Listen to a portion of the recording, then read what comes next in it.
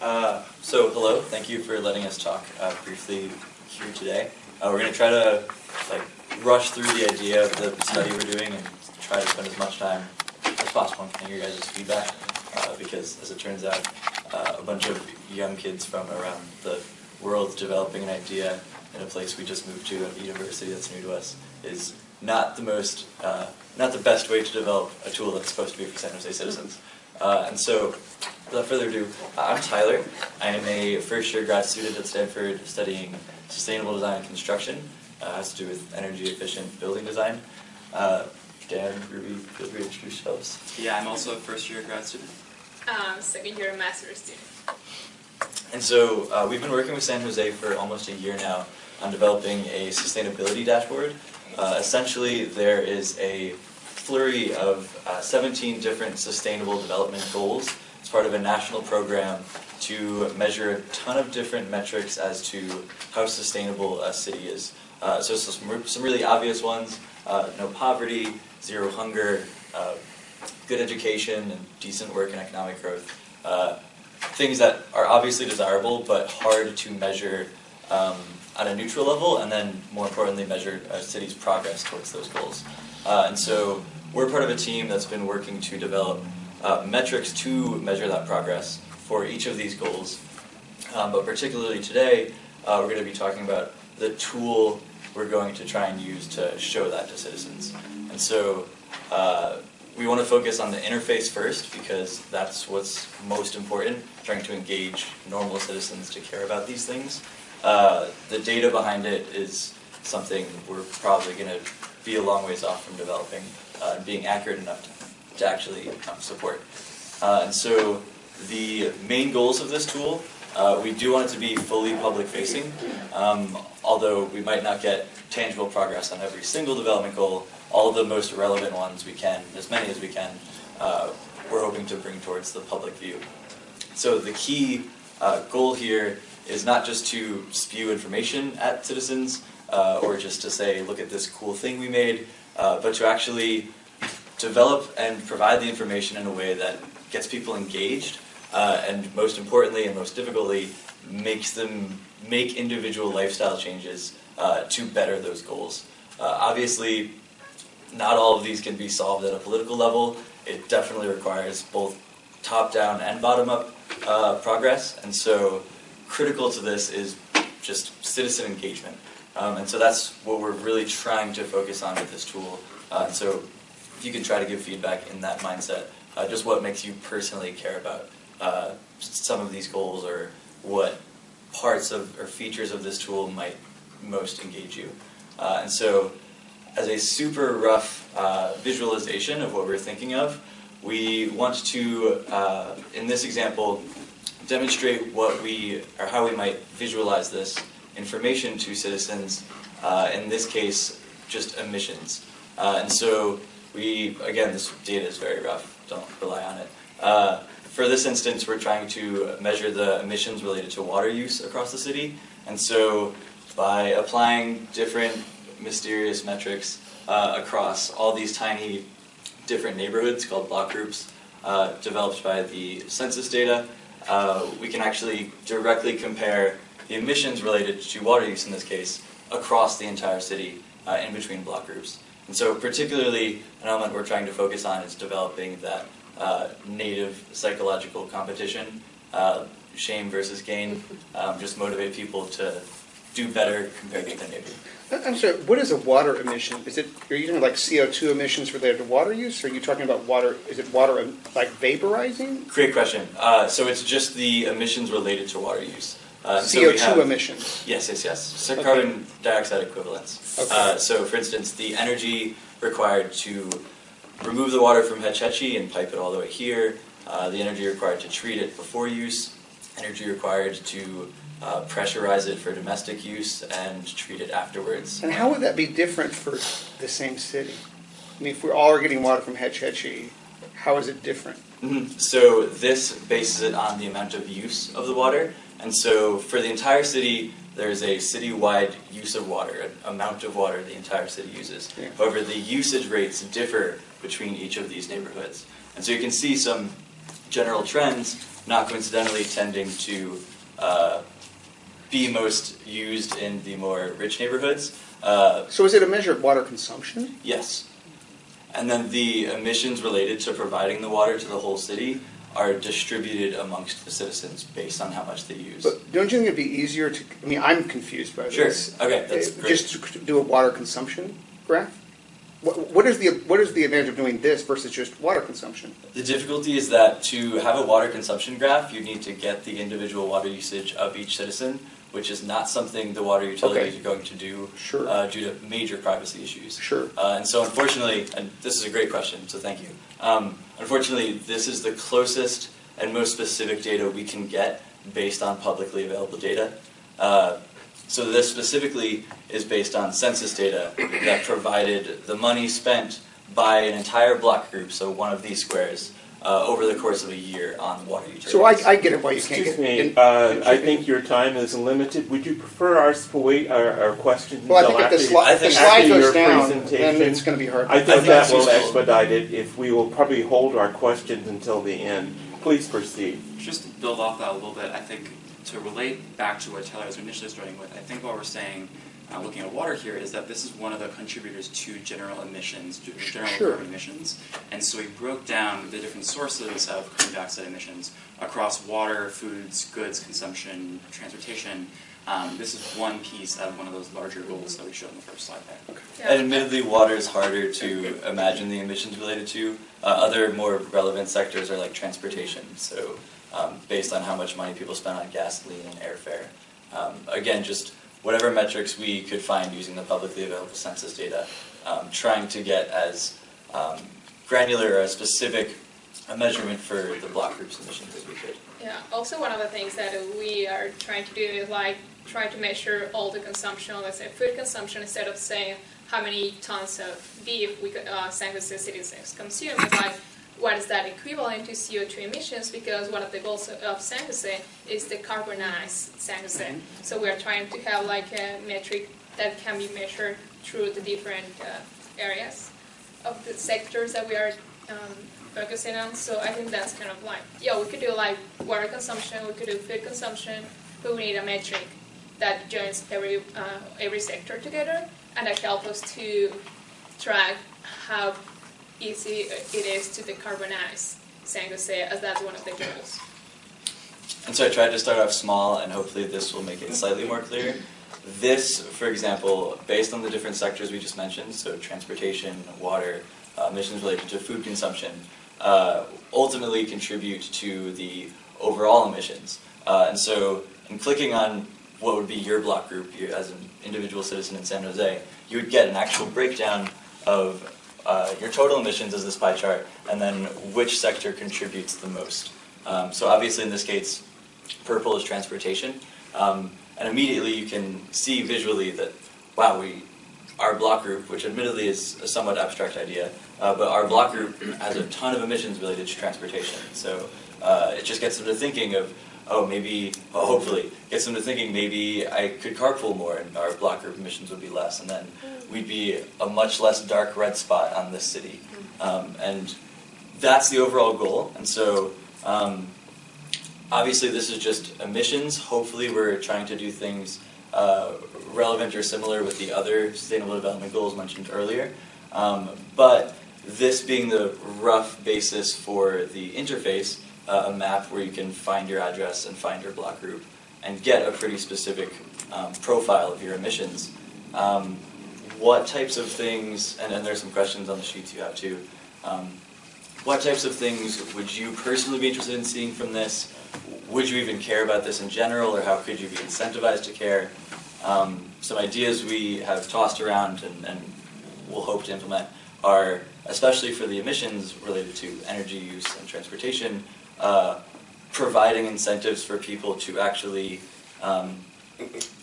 reach the city's overall goals. And so being able to contextualize your block group's emissions, this is per capita, against a target goal. So the 50% reduction by 2020 for San Jose and the 80% reduction by 2050 are very ambitious target goals for reducing per capita emissions for the whole city. And so being able to benchmark your block group's emissions, which is pretty personal, to the overall city's goals, and seeing that progress and how close you're getting.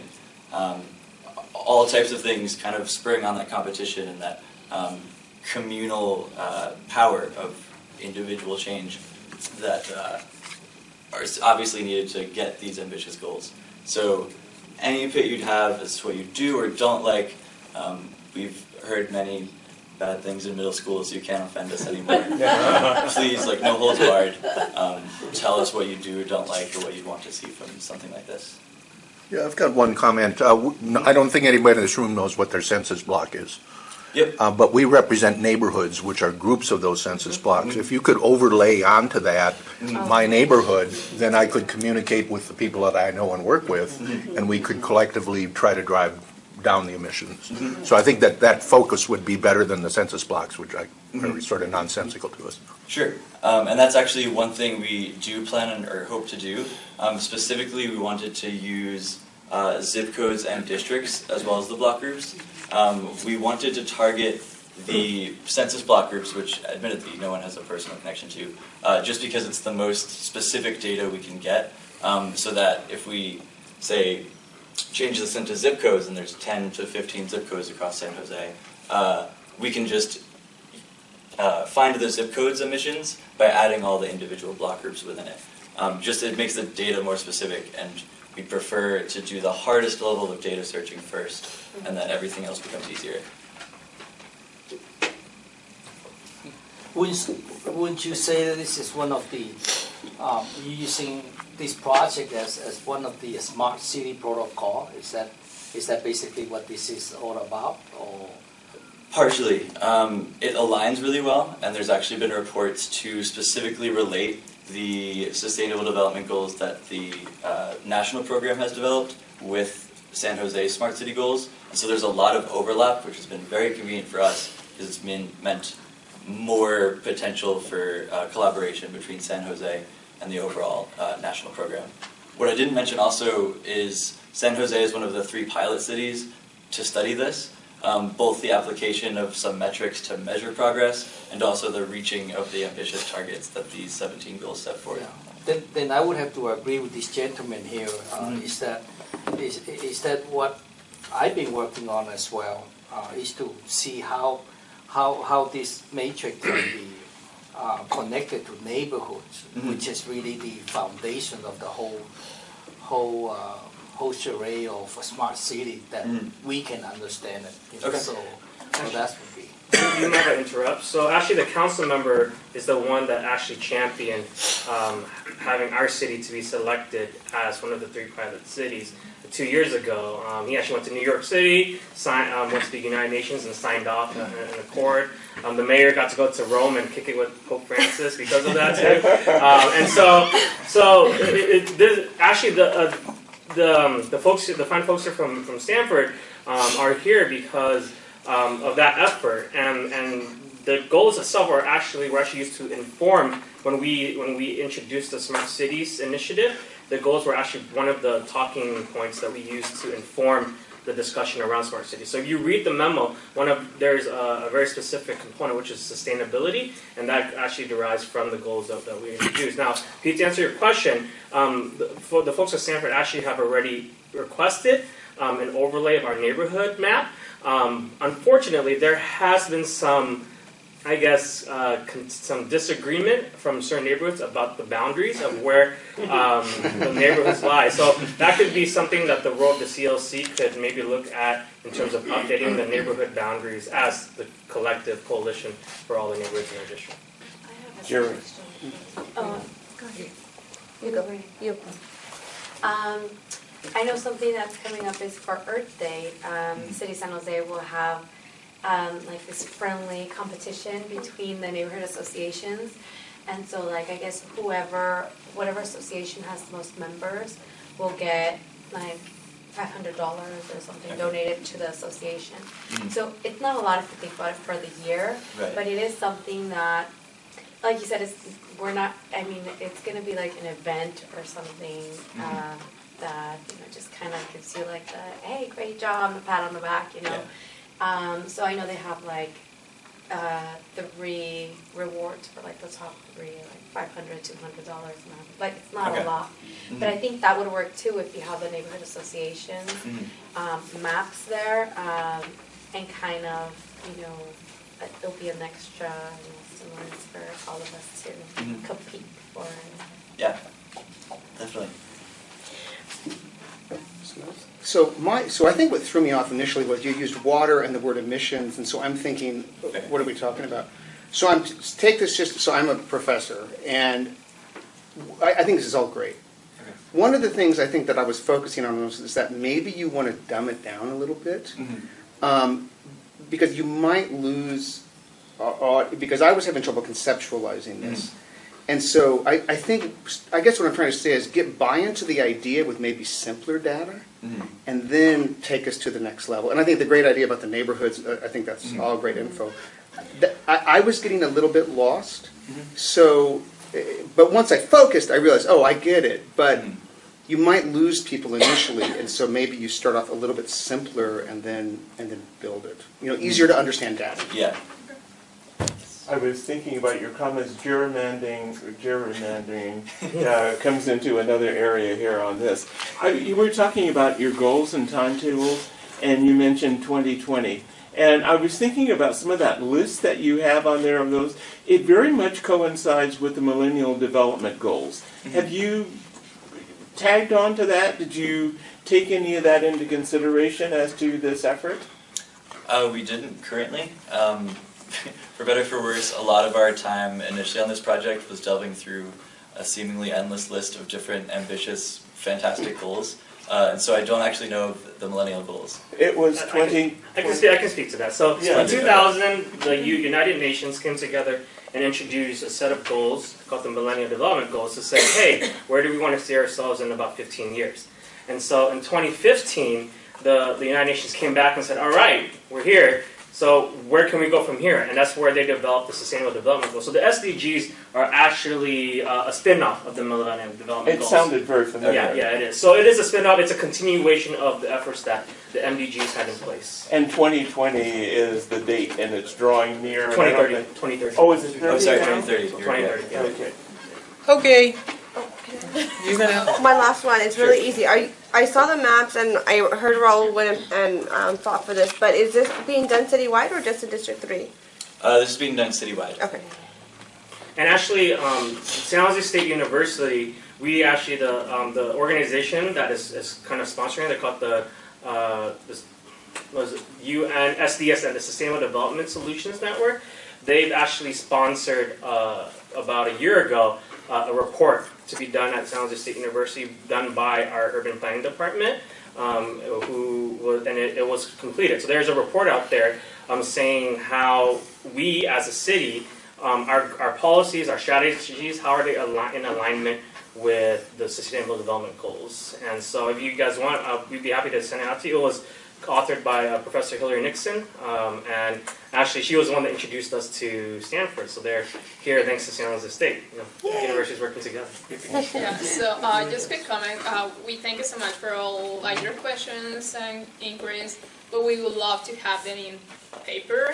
So could you please write it down, and we're going to take that back. That's going to help us a lot, because you are the voice of the community, you are the people that we are designing for. So we really appreciate your feedback. Okay. Thank you. Thank you. Thank you. So, could y'all take a few minutes and go over this questionnaire, and then next we're gonna have Pete and Bert. Okay.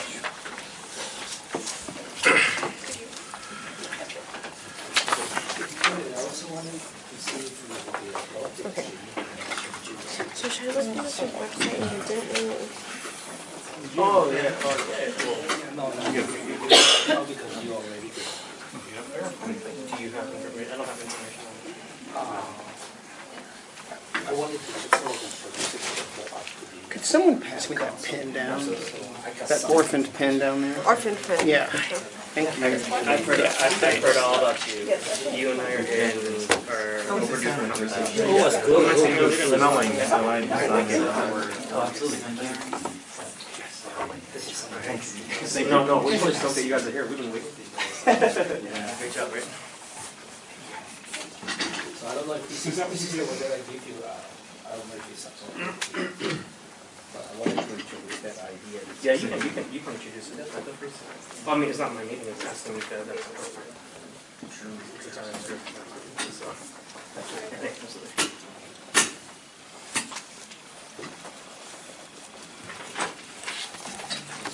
You want to help, Bert? You want help? Just pipe in Okay. as you need it. We're ready to go? I wanted to see if I could, on the announcement, I could pass this out. This is one of the things that we performing for the smart city deals. Okay, thank you.